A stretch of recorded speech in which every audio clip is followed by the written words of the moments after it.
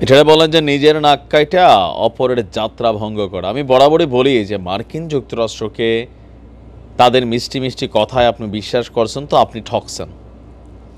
আর মাত্র অল্প কয়েকদিন আছে ক্ষমতা ছাড়ার। গনে গনে আমার ধারণা আজকে কত তারিখ, আপনার 13 তারিখ, তো এই মাসে আছে 18-19 দিন, আর আগামী মাসে আছে 20 দিন, মানে 39 দিন সময় হাতে আছে মার্কিন যুক্তরাষ্ট্রের প্রেসিডেন্ট জো বাইডেনের। কিন্তু कसम लिया है उसने कसम लिया है कि जब तक है इस जिस्म में के जान तब तक পুতিন তোরে ছাড়তাম না, মানে বিষয়টা এরকমই হবে। শায়রিয়া বানাইয়া সব। কিন্তু আজকে যেই ঘটনা যেই ঘটাইছে এইটার এগেনস্টে পুতিন কাকু কি ঘটাবে, যখন আমরা একদিকে দেখছি ওরেশনিকের মতন এই বিশাল আকৃতির যা পুরো ইউক্রেনকে ডাবাই দিতে পারে এমন মেশিনারিজ দিয়ে পুতিন রেডি, ঠিক তার মাঝখানে জেলি যা ঘটনা ঘটাইছে এটা আগুনের মধ্যে ঘি ঢেলে দিয়েছে। আর মার্কিনিরা এক্ষেত্রে টার্গেটেড হতে পারে। রাশিয়ার দক্ষিণাঞ্চলের একটা বিমান ঘাঁটি, রাশিয়ার অভ্যন্তরে থাকা, বাহিরে না, দক্ষিণাঞ্চল এরিয়ার তার যে ভূমি আছে সেইখানে সেই বিমান ঘাঁটিতে গতকালকে নিখুঁত হামলা চালিয়েছে, মানে আজকে রাত্রে ইউক্রেন। আর এটা কিভাবে চালালো এত গভীরে এসে, কারণ মার্কিন যুক্তরাষ্ট্র আপনার যেই মানে ক্ষেপণাস্ত্রগুলো সরবরাহ করেছে এগুলো দূরপাল্লার, যুক্তরাজ্য করেছে, তো সেই ক্ষেপণাস্ত্র ব্যবহার করেই রাশিয়ার বিমান ঘাঁটিতে আক্রমণ করেছে। তবে তাদের ছোড়া সব ক্ষেপণাস্ত্রই প্রতিহত করার দাবি করেছে রাশিয়া। মার্কিন গোয়েন্দারা বলছে যে ইউক্রেনে যে কোনো মুহূর্তে বড় ধরনের হামলা চালাতে পারে রাশিয়া। মাইরা দিছিল কিন্তু। তবে পুতিন এই মুহূর্তে অনেকটা সচেতন বোঝা যাচ্ছে। এটা একটা কারণ হতে পারে যে সীমান্তে আপনার তার যে ড্রোন সেট বা ধরেন ক্ষেপণাস্ত্র সেট আপগুলো করা হচ্ছে, স্বাভাবিকভাবে ওই অঞ্চলগুলোকে নিরাপত্তা দেওয়া হচ্ছে। তো এর মাঝখানেই জেলি মাইরা দিছিল, কিন্তু পুতিন এগুলাকে ধ্বংস করার মতন মেশিনারিজ রাইখা দিছে। কিন্তু সাহসটা তো করছে। আপনি মরছেন নাকি মরেন সেটা জরুরি না, আমরা তো ঘাই দিয়ে দিয়েছেন ভাই, তাই না?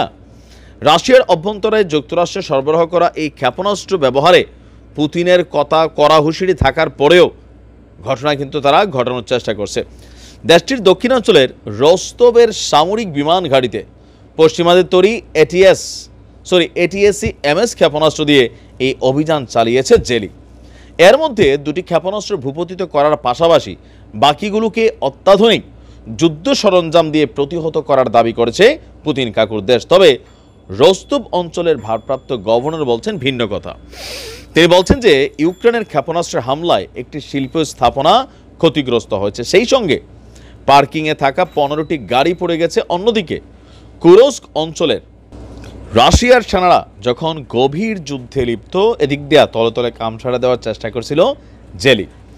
ইউক্রেনের সেনাবাহিনীর আবার ভিন্ন রকম দাবি। তাদের বক্তব্য, তাদের এই দূরপাল্লার ক্ষেপণাস্ত্র হামলায় রাশিয়ার সামরিক বিমান ঘাঁটি ক্ষতিগ্রস্ত হয়েছে, তবে বড় ধরনের ক্ষতিগ্রস্ত হয়নি। সেই সঙ্গে তারা সফল হামলা চালিয়ে দুটি প্রশাসনিক ভবন এবং বেশ কিছু গাড়ি ক্ষতিগ্রস্ত করেছে। কিয়েভ বলছে রাশিয়ার সেনাদের সঙ্গে 140টির মতন সম্মুখ যুদ্ধ চলছে। এর মধ্যে পোকরোভস্ক এবং কুরকুভ অঞ্চলে তীব্র সংঘাত চলছে। অপরদিকে এই হামলার পর মার্কিন যুক্তরাষ্ট্রের গোয়েন্দা দফতর থেকে একটা স্পেশাল বার্তা দেওয়া হয়েছে জেরিকে। কি বার্তা দিছে? যে আগামী কয়েকদিনের মধ্যে রাশিয়া একটা বড় ধরনের অভিযান বা হামলা চালাবে।